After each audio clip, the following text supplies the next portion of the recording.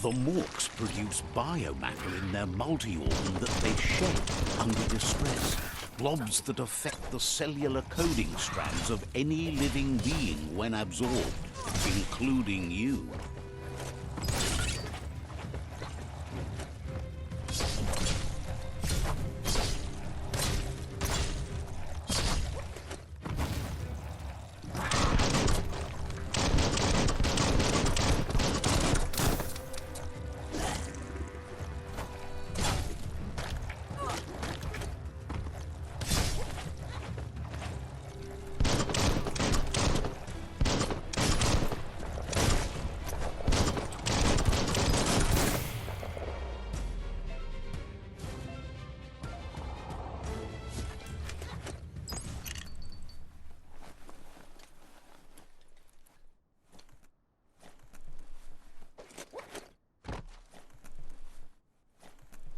Don't let go.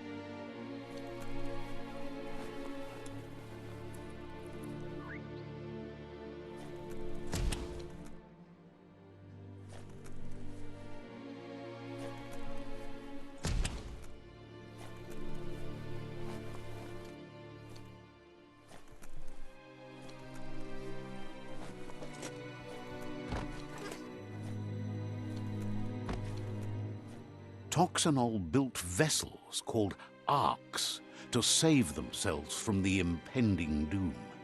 But was it too late? It is only from the flight logs of the single ark they left behind that we know other arks traveled through the sky and beyond.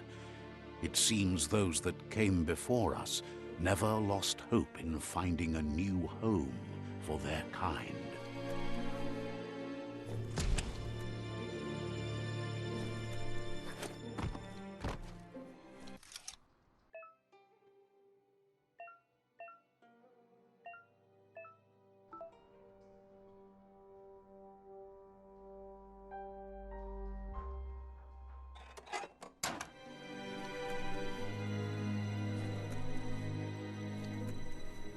Definitely not open. Locked solid.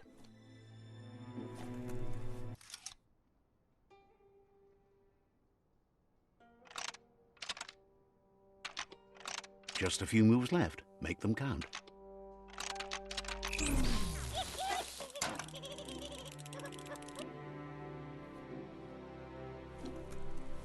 Nothing's simple. It's locked.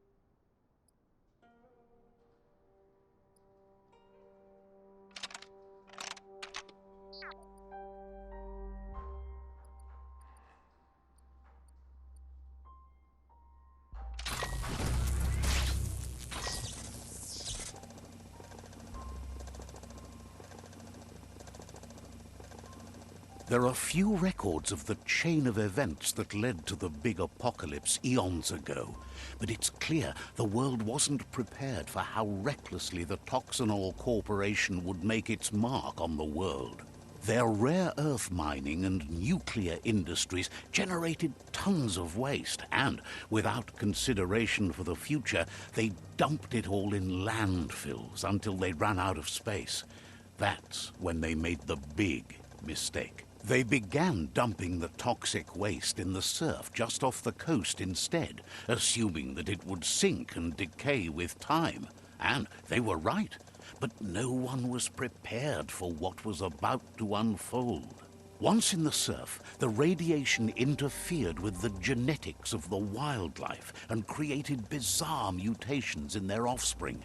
It had an inconceivable impact on biodiversity and the entire ecosystem. The world as they knew it crumbled as nature retaliated. It would never be the same again, and what remained of it became ours.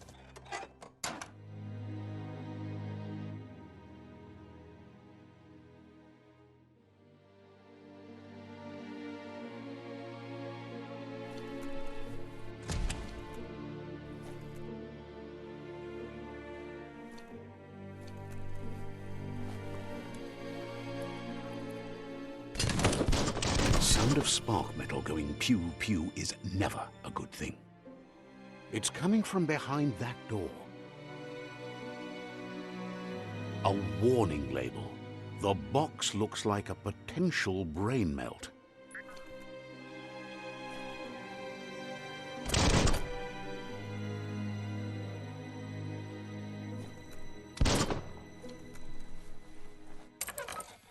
It's going to take a bit of puzzling to short-circuit the door.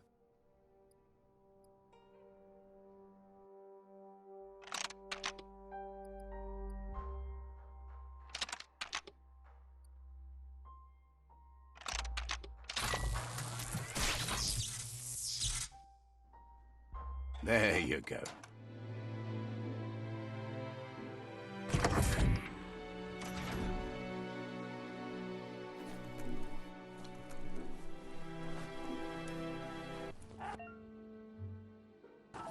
The wheeled one is outnumbered. You'd better help him out.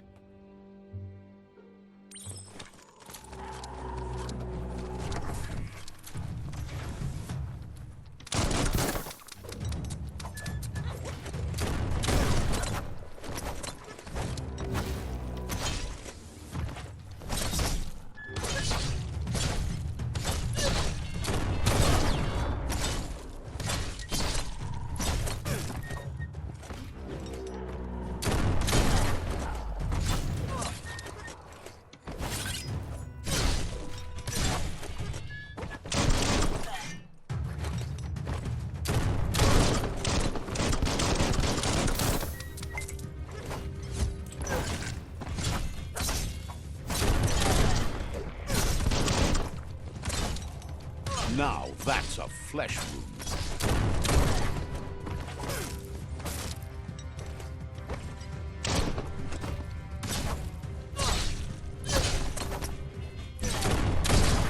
That's the last of them. Let's talk to the wheeled one before backup arrives.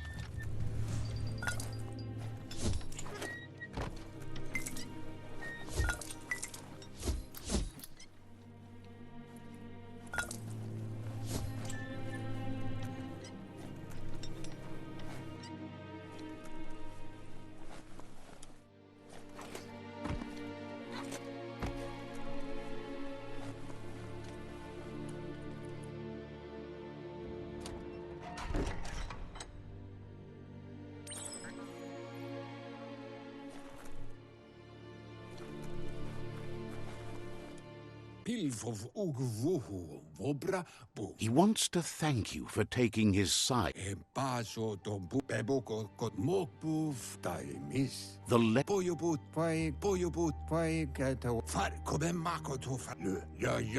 was after the attack that the unity fell apart.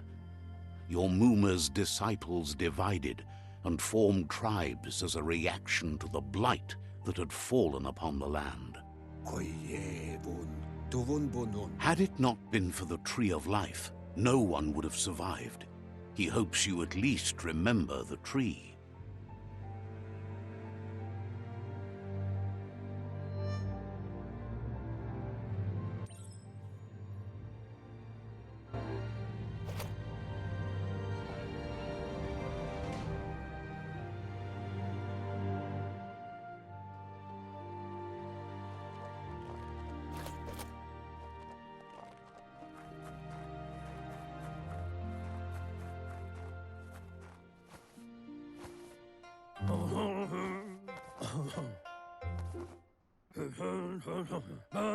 Asks if you are tired, as it's a bit of a hike here from the village. He wonders if your Mooma knows you are here. You're such a good child, so you probably did. Even the young forget. He understands why you came all the way out here, to see them, the potato people. The potato people, or Nono, are a wonder. Somehow it... Magic? He claims it's just the force of life, the existence of energy, powering and connecting all things living, like the Nono. The Nono prefer to hide in glitter grass. He says you should get over there and ruffle it. See if you can make one come out of hiding.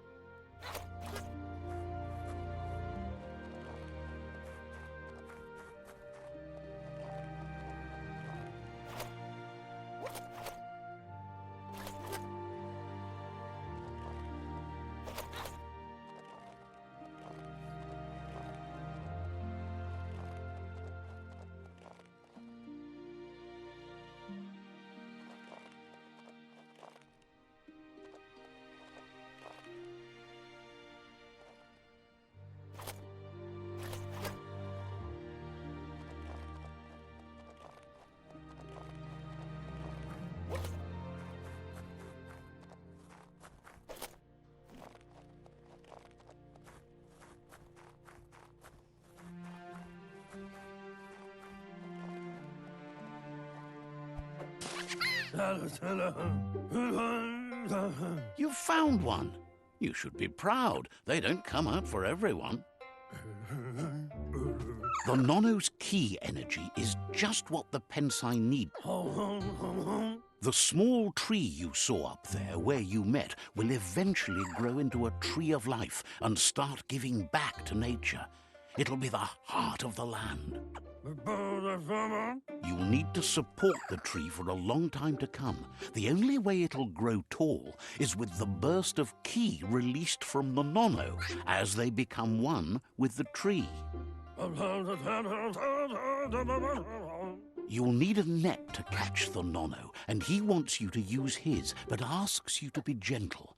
The Nono are sensitive beings, an embodiment of ki, the primal energy.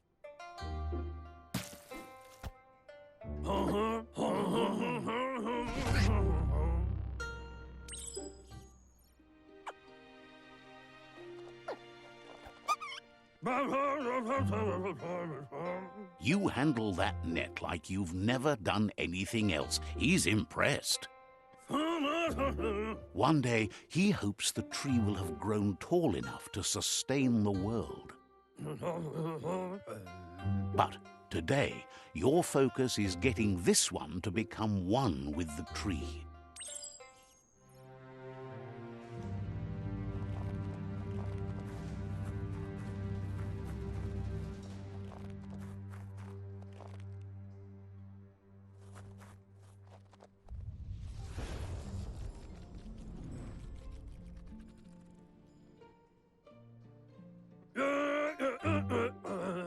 Now that you've seen the Nono's connection with the tree with your own eyes, you have no reason to doubt.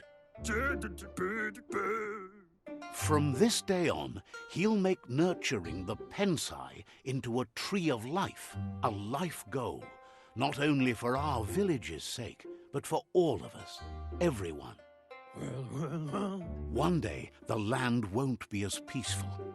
Not even your Moomer will be able to protect us. He says you'd better hurry back to the village before your Moomer comes looking for you. You did good here today. No, she's got lots on her mind and needs rest after the raid last night on the Lupin camp with her disciples. Wonders if they let the Predator family live or not.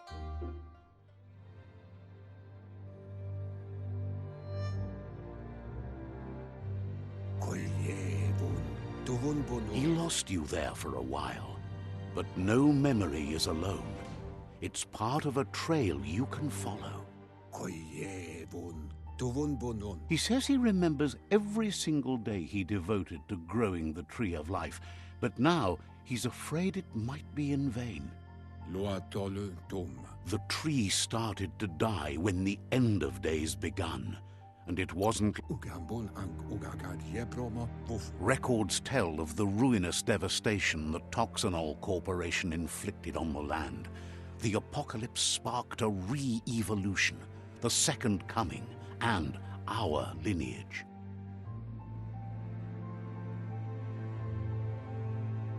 His friend Gizmo is working on a Mekton and needs help defeating the Jumbo Puff at the end of the West Route. Wiz is still repairing his octopod to confront the Merc Puff that dwells deep down under the surface at the end of the Northwest Route.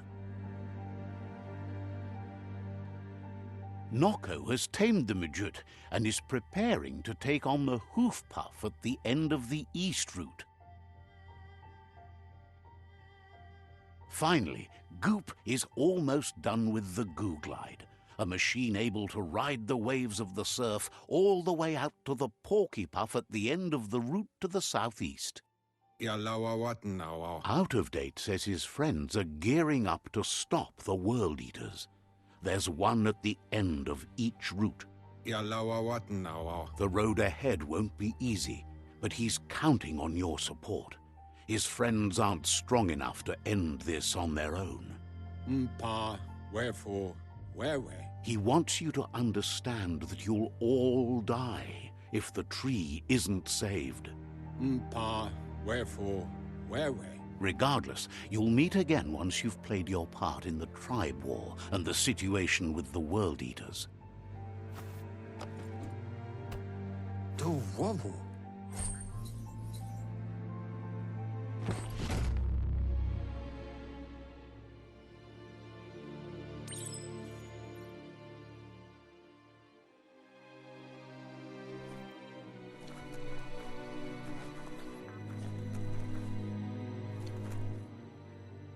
You're getting the hang of it.